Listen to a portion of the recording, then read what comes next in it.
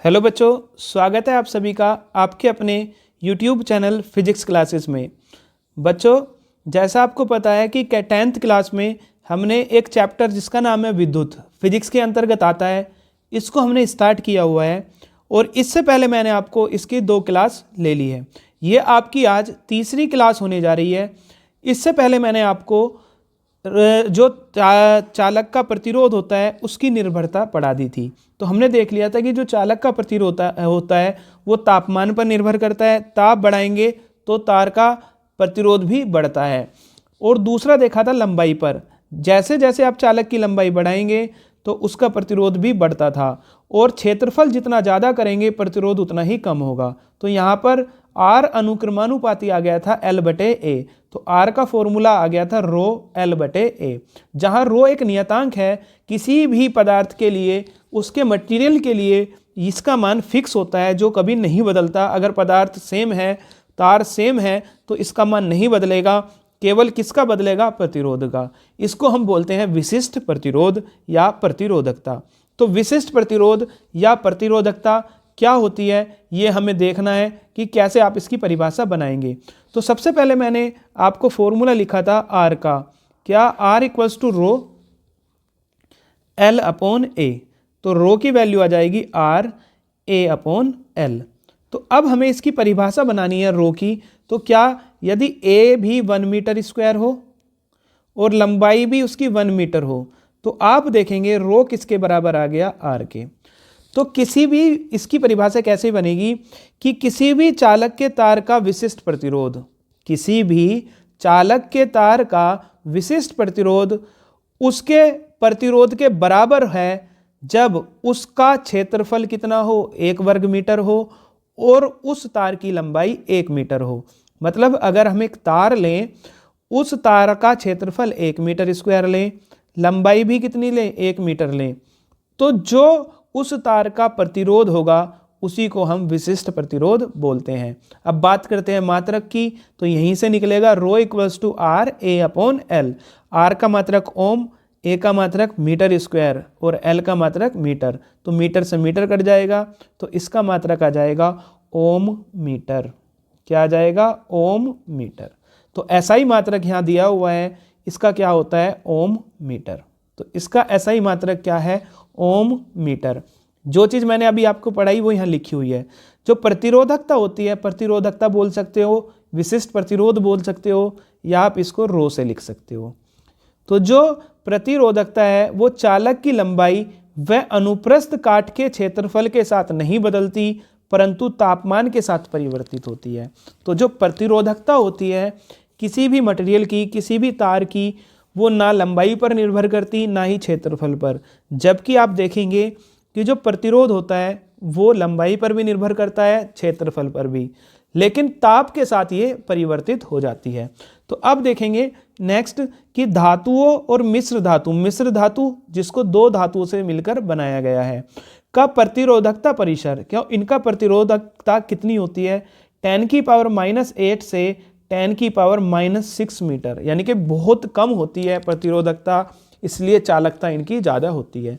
मिश्र धातुओं की प्रतिरोधकता उनकी अवयवी धातुओं की अपेक्षाकृत अधिक होती है। ये क्वेश्चन बहुत पूछता है कि मिश्र धातुओं की प्रतिरोधकता जो होती है जिन धातुओं से वो मिलकर बनी है उसकी अपेक्षा ज़्यादा होती है। मतलब मिश्र धातु की चालकता कम होती है जिस धातु से वो मिलकर बना है। जैसे पीतल की बात करते हैं, तांबा और जिंक से मिलकर बनता है, तो जो तांबे और जिंक की प्रतिरोधकता होगी वो पीतल की प्रतिरोधकता की तुलना में क्या होगी? ज़्यादा होगी। मतलब जो पीतल बना है, पीतल की प्रतिरोधकता क्या होगी? ज़्यादा होगी। किसकी तुलना में? कॉपर और जिंक की तुलना में।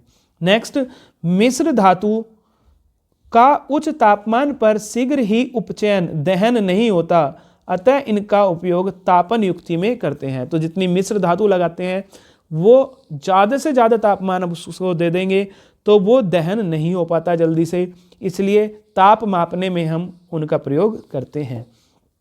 तांबा व एल्युमिनियम का उपयोग विद्युत संचरण के लिए किया जाता है क्योंकि उनकी प्रतिरोधकता कम होती है।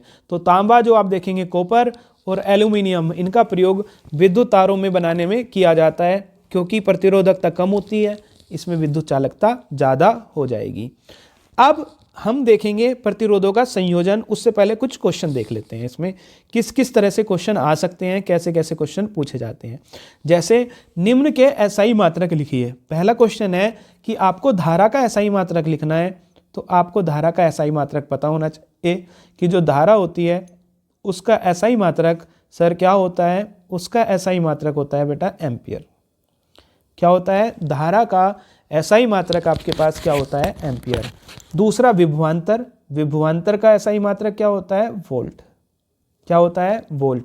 प्रतिरोध, प्रतिरोध का एसआई मात्रक होता है ओम, अभी मैं आपको पढ़ा कर आया हूँ। और उपभोक्त विद्युत ऊर्जा, ऊर्जा के मात्रक जूल ही होता है, कुछ भी लिख लीजिए आप, क्या होता है, जूल। ठीक है, तो जूल विद्युत ऊर्जा ले लीजिए, कार्य ले लीजिए, कोई सी भी ऊर्जा दे, सबका मात्रक क्या होता है, जूल होता है। तो इस तरह से पहला क्वेश्चन आपका अति लघु एमसीक्यू कंप्लीट हो गया। दूसरा, प्रतिरोधकता को परिभाषित कीजिए। तो अभी मैंने आपको परिभाषित किया था, क्या प्रतिरोधकता का फॉर्मूला था, rho equals to R A upon L. यहीं से परिभाषित करेंगे, यदि क्षेत्रफल कितना हो 1 मीटर स्क्वायर, लंबाई कितनी हो 1 मीटर, तो आर रो किसके बराबर होगा, आर के।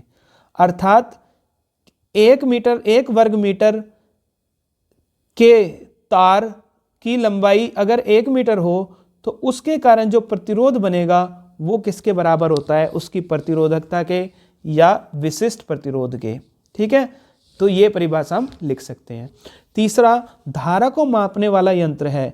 तो धारा जो होती है आपकी, उसको मापने के लिए मैंने आपको बताया था हम अमीटर का प्रयोग करते हैं।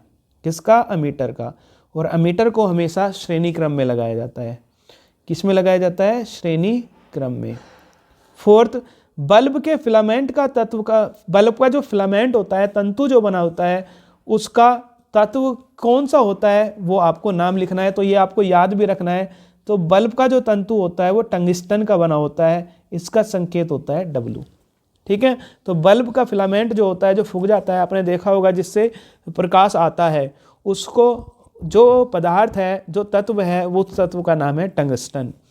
प्रतिरोधों के संयोजन के प्रकार बताइए। तो अभी हम पढ़ने वाले हैं प्रतिरोधों के संयोजन के 2 प्रकार होते हैं, एक श्रेणी क्रम और एक कौन सा, समांतर क्रम।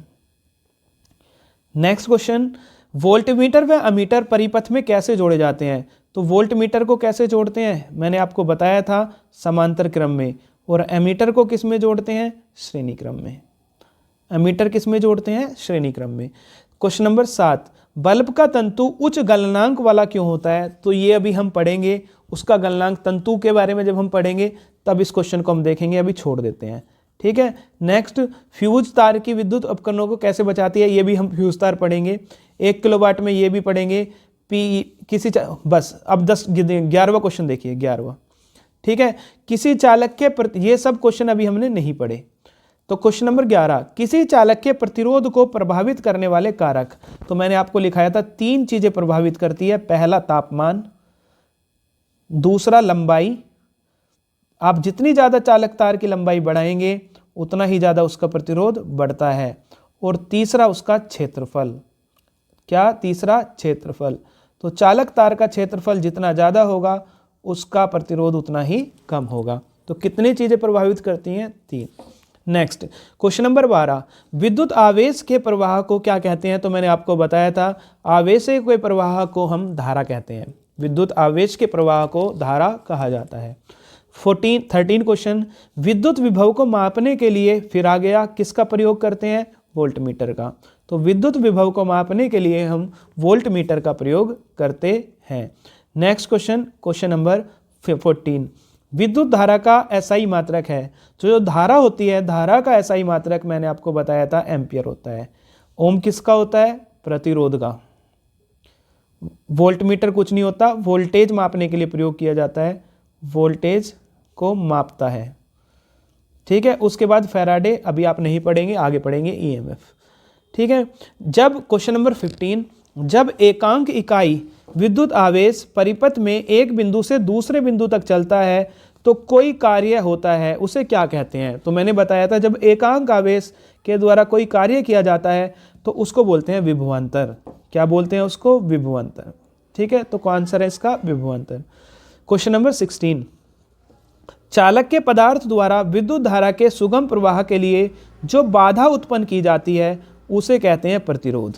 तो मैंने आपको पढ़ाया था धारा के मार्ग में जो बाधा उत्पन्न होती है उसको बोलते हैं प्रतिरोध या रेसिस्टेंस, जिसका मात्रक बनता है ओम, या इसको आप लिख सकते हैं इस तरह से सिंबल। चालक का प्रतिरोध निर्भर करता है, तो कोई भी आपके पास चालक है उस चालक का प्रतिरोध दो चीज़ों पर निर्भर करता था, एक तो अनुप्रस्थ काट का क्षेत्रफल और एक लंबाई पर। तो उसने कहा चालक का प्रतिरोध निर्भर करता है, तो लंबाई पर भी निर्भर करता है, क्षेत्रफल पर भी करता है। तो इसमें ये भी ऑप्शन ठीक है और ये भी ऑप्शन ठीक है, तो इसका मतलब ये क्वेश्चन गलत है। उसके बाद रियोस्टेट का मूल कार्य है, तो रियोस्टेट का मूल कार्य क्या होता है? रियोस्टेट को आप धारा नियंत्रक भी बोलते हैं। क्या बोलते हैं? धारा नियंत्रक।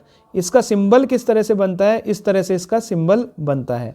तो जो धारा नियंत्रक है वो विद्युत धारा की मात्रा को घटा भी सकती है और बढ़ा भी सकती है, इसलिए इसका ऑप्शन नंबर सी सही है। ओम के नियम को सिद्ध करने के लिए मुख्य बिंदु हैं, तो ओम के नियम को सिद्ध करने के लिए देखो क्या डायग्राम बनता है। सबसे पहले आप एक तार लेंगे, मैंने आपको वहाँ भी समझाया था। इस तार का प्रतिरोध R है।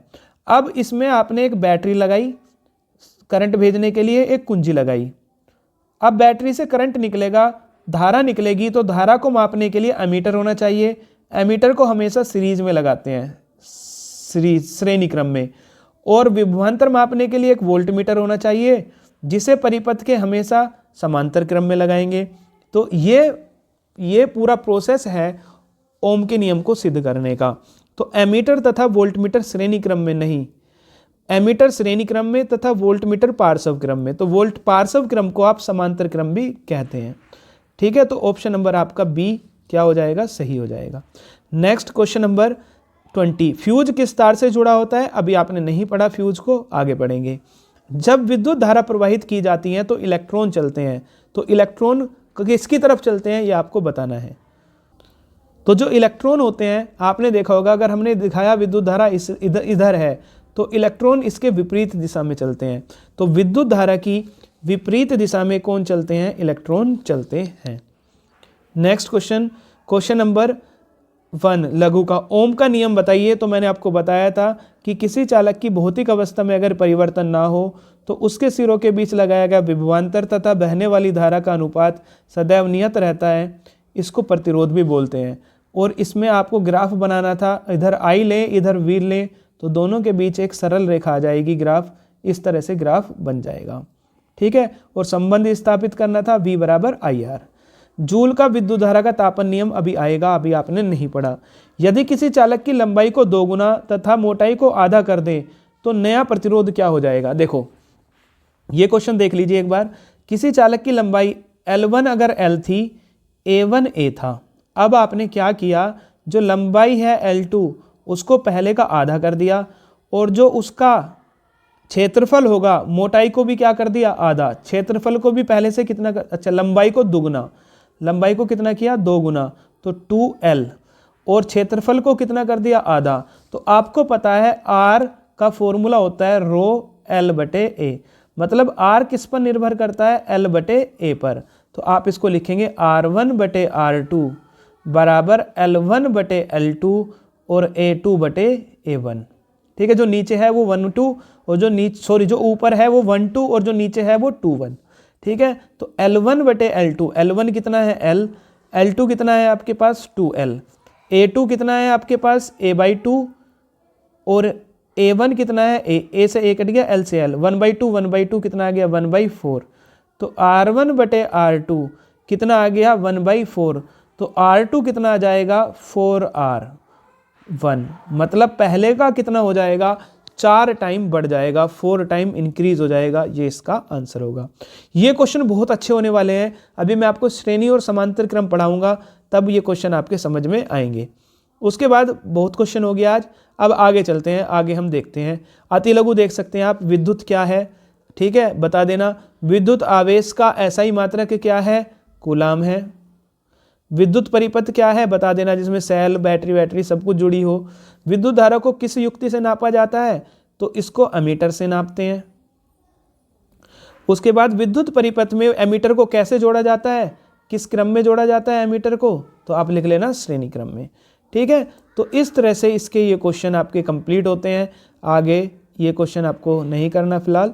ठीक है, तो आगे हम टॉपिक देखते हैं। आज का हमारा टॉपिक है प्रतिरोधों का संयोजन। तो जो प्रतिरोध होते हैं आपको किस तरह से संयोजित किए जाते हैं वो आपको पढ़ना है।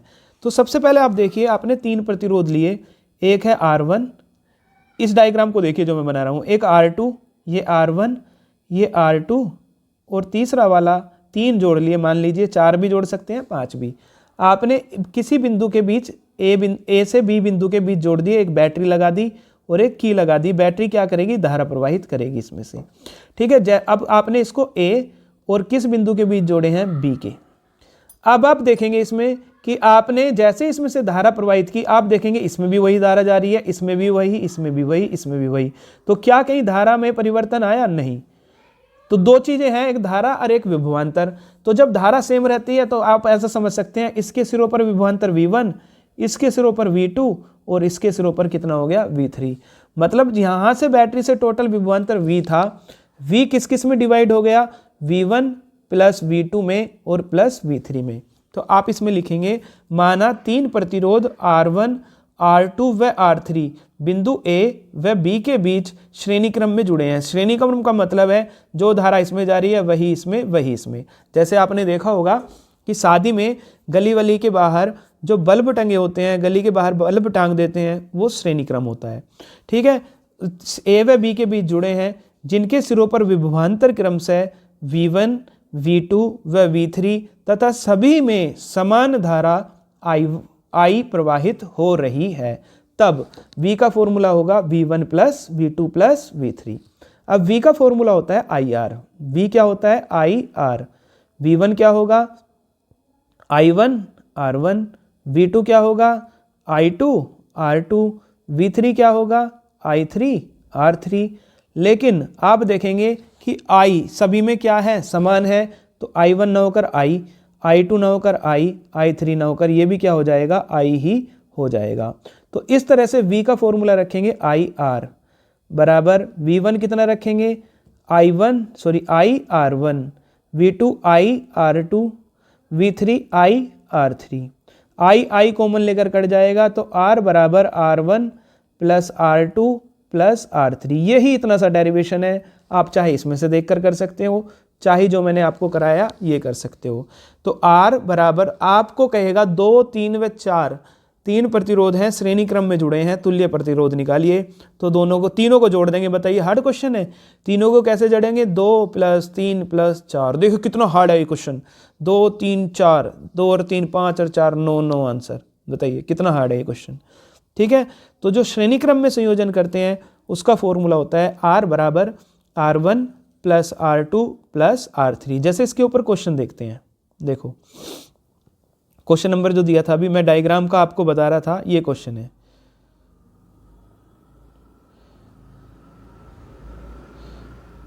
नहीं दिया कोई भी, श्रेणी क्रम में नहीं दिया, सब समांतर क्रम में दिए हैं।